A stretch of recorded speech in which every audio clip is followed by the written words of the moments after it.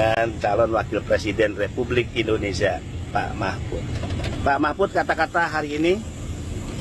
Hari ini ya, berantas korupsi, tegakkan hukum, itu semua akan bisa mewujudkan keadilan sosial. Basisnya adalah perlindungan hak asasi manusia. Maju. Terima kasih Pak Mahfud. Keren nggak tuh Wakil Presiden kita? Mana Wakil Presiden lain bisa ngomong seperti itu? Pasti tak. Assalamualaikum warahmatullahi wabarakatuh. Halo Sobat Migran, ketemu lagi dengan saya Benny Ramdhani. Apa kabar untuk barang-barang kiriman milik pekerja migran Indonesia? Nah, yang disesalkan, selalu ada pihak yang ingin mengambil keuntungan politik dari situasi seperti ini. Ya, sekali lagi, selalu ada pihak yang mengambil keuntungan politik dari situasi ini. Menurut saya ini adalah perilaku buruk, ya. Ini perilaku jahat, ya. Bisa dibayangkan di tengah penderitaan para pekerja migran Indonesia, ya, bisa-bisanya ada orang atau pihak yang ingin mengambil keuntungan politik. Ternyata keuntungan politik ini nggak lebih dari kepentingan partai dan kepentingan dirinya, ya, yang ingin mencalonkan diri sebagai anggota DPR RI dapil luar negeri misalnya. Nah, menurut saya ini tidak baik. Ini contoh buruk, ya. Dan tentu Sobat Migran udah bisa menilai, ya, kalau orang seperti ini apakah layak untuk dipilih, ya, menjadi anggota DPR RI atau tidak gitu.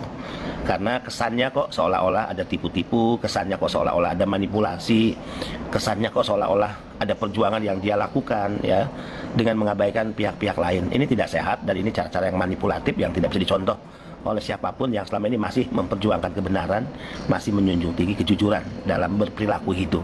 Di mana ada seseorang yang saya tahu dia sedang mencalonkan diri ke DPR RI dapil luar negeri, ya, menyampaikan kepada PMI khususnya bahwa besok akan segera dieksekusi, ya, eksekusi terkait keputusan, sekali lagi terkait keputusan barang-barang milik pekerja migran Indonesia untuk segera dikeluarkan dari, ya, pelabuhan-pelabuhan yang sudah 2-3 bulan melakukan penahanan terhadap barang-barang milik pekerja migran Indonesia. Nah, kalau itu kan kewajiban gitu, ya, jangan merasa bahwa itu hasil perjuangan, apalagi sekedar untuk menunjukkan bahwa saya berpihak kepada pekerja migran Indonesia. Kan tidak harus begitu. Itu adalah kewajiban yang dilakukan oleh si pejabat itu. Jadi jangan salah nih, ya, itu adalah kewajiban, ya, dari pejabat itu. Nah, ini tolong ya Sobat Migran, jangan sampai keliru nih, jangan sampai keliru. Nah, Sobat Migran, saya juga ingin menjelaskan bahwa di balik aksi dari seseorang yang tidak harus sebutkan namanya, ya, untuk mempublish terkait keputusan yang akan katanya dieksekusi besok, bahwa seolah-olah itu adalah perjuangannya, seolah-olah itu adalah sesuatu yang karena kepedulian kepada pekerja migran Indonesia, ya, ada yang disembunyikan dari keterangan itu, ya. Misalnya kalau mau jujur, permintaan presiden itu jelas kok terkait peraturan, apakah sifatnya, ya, revisi atas Permendag atau KPMK yang harus dikeluarkan oleh Menteri Keuangan, ya, itu kan harusnya 2 minggu sudah dikeluarkan. Nah, bisa dibayangkan nggak, ya, ini sudah berapa lama nih, ya, sudah di berapa lama nih, ya, peraturan itu baru akan dikeluarkan dan bahkan katanya baru akan dieksekusi besok. Saya ingat persis kok, ya, rapatnya tanggal berapa, 3 Agustus 2023. Kita hitung ya, kalau rapatnya 3 Agustus 2023 dan Presiden mengatakan 2 minggu harus selesai, itu kan harusnya, ya, 17 Agustus 2023 kan gitu, ya. Nah, sekarang kan udah bulan Desember. Saya orang paling tidak senang dengan cara-cara manipulatif. Saya tidak suka dengan cara-cara yang bombastis, ya, seolah-olah ingin ingin mendeklar sebagai pejuang. Itu nggak boleh. Apalagi motifnya jelas-jelas politik karena Anda, ya, sedang mencalonkan diri ke DPR RI, ya. Selalu saya katakan di atas politik itu ada moral etik.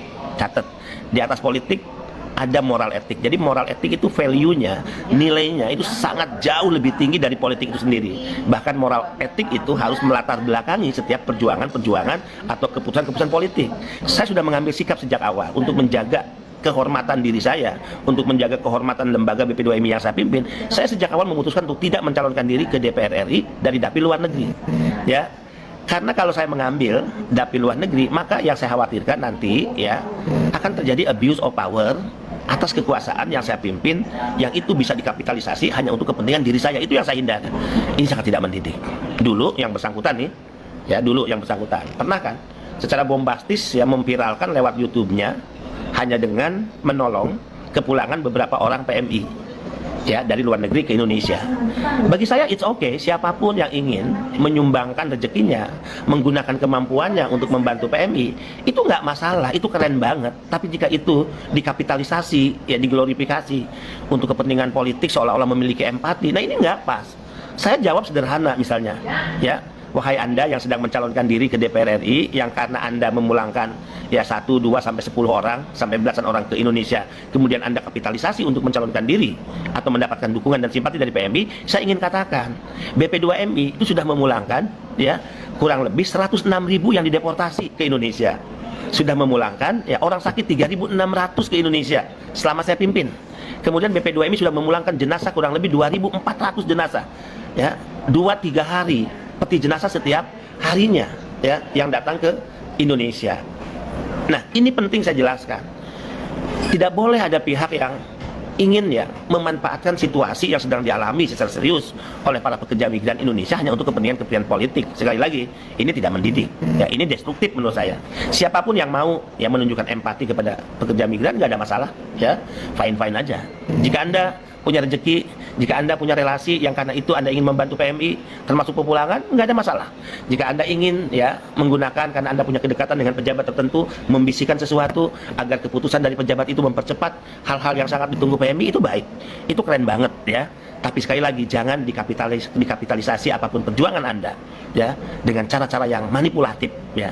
Seolah-olah kita empati, seolah-olah kita peduli, tapi dibalik itu ada motif kepentingan politik untuk Anda mendapatkan dukungan dalam mencalonkan diri ke DPR RI. Dari apa yang saya lihat di channel YouTube tadi, banyak hal yang bisa saya patahkan. Misalnya ya, kalau dikatakan besok akan segera dieksekusi barang-barang PMI, katakan dikeluarkan. Oke, ya itu yang diharapkan PMI, tapi sesungguhnya jangan merasa bahwa kalau itu besok dieksekusi, ya bahwa itu seolah-olah adalah kami eksekusi karena kami peduli PMI. No, itu kewajiban Anda, ya. Dan kalau saya mau buka, Presiden jelas kok tanggal 3 Agustus di mana saya hadir dalam rapat itu mengatakan 2 minggu peraturan sudah keluar. Jadi kalau memang peduli, kalau memang empati, kenapa harus berbulan-bulan? Itu kan? Kenapa nggak berbulan-bulan? Dan saya ingat persis di telinga saya dikatakan waktu itu dibisiki ketika saya jalan keluar dari istana. Ya beliau mengatakan pada saya, oke Mas Ben, ini nggak perlu ya, nggak perlu kita harus membuat aturan-aturan baru, gitu ya. Kita langsung eksekusi saja. Wah, saya udah senang tuh. Saya pikir 2 minggu. Jadi kalau saya buka ke publik, tapi saya masih sopan ya untuk udahlah biarkan ini berproses walaupun tadi ya dan sejak berbulan-bulan kita kecewa dengan rame-rame barang milik pekerja migran yang tertahan di luar negeri itu muncul nih ya di hari ini. Saya lihat di hari ini ada seseorang yang saya tahu persis sedang menjalankan visi misi untuk mencalonkan diri ke DPR RI dari luar negeri. Kok saya lihat tadi di channel YouTube-nya seolah-olah dia merasa sebagai pejuang yang sedang memperjuangkan bagaimana barang-barang milik PMI ini dibebaskan. Wah, ini bahaya. Ini cara manipulatif dan ini sangat tidak mendidik. Ya, saya menjaga diri saya, menjaga lembaga saya agar tidak kotor, tidak becek, ya tidak rusak. Karena di satu sisi misalnya saya bersamaan dengan sebagai kepala badan mencalonkan diri ke DPR RI.